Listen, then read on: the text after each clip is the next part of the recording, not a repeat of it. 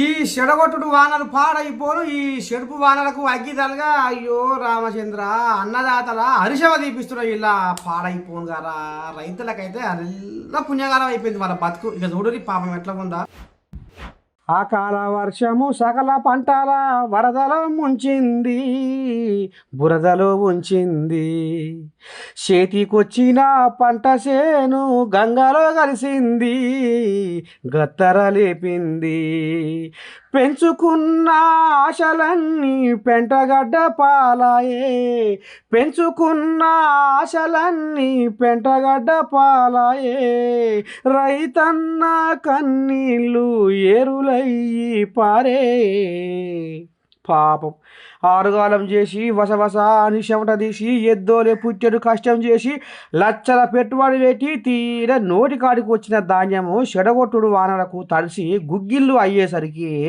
పాపం రైతుల గుండెల్లో చెప్పలేని దుఃఖం పొంగి పొర్లుతుందిలా ఇక చూడు రైతన్నలు ఏమంటారో ఒక్కొక్కరి ఆంబాయం ఎట్లా ఉందో మేము 5 ఎకరాలు నాటేసాము. నాటేసి ఈరోజు పోస్టే వరకు వర్షం వచ్చి అంతా నానిపోయింది. అంత కుప్పలు అయినాయి. మళ్ళా సంచులు నింపినట్టు లారీలు వస్తలేవు కరెక్ట్గా. రోజుకు ఒక లారీ కూడా వస్తలేదు. లారీలు రావాలి తొందరగా పోతే బాగుంటుంది. దీనికి ఏమైనా నష్టపరిహారం ఇస్తారా రైతులకు ఇవ్వాలని మేము అంటున్నాం. కాంగ్రెస్ ప్రభుత్వం వచ్చినప్పుడు బడ్జెట్లు కూడా కొనుక్కోవాలని అన్నారు. మరి ఇప్పుడు ఏం చేస్తారో ఏమో. మరి వాన పడ్డది దానిపైన మరి కొనుక్కుంటారా కొనరా సెంట్రల్ గవర్నమెంట్ ఏమి ఏం చేస్తారు. 15 ఎకరాలు వేసిన మొత్తం దానిపై కొట్టుకోపోయినాయి. కూరంతా ఎండిపోయి ఇప్పుడు కాంట పెట్టే టైంలో వర్షం వచ్చింది. అయితే మళ్ళా పచ్చిగా అయిపోయినాయి ఇతనాల. సెంట్రల్ గవర్నమెంట్ ఏమంటారో ఏమో.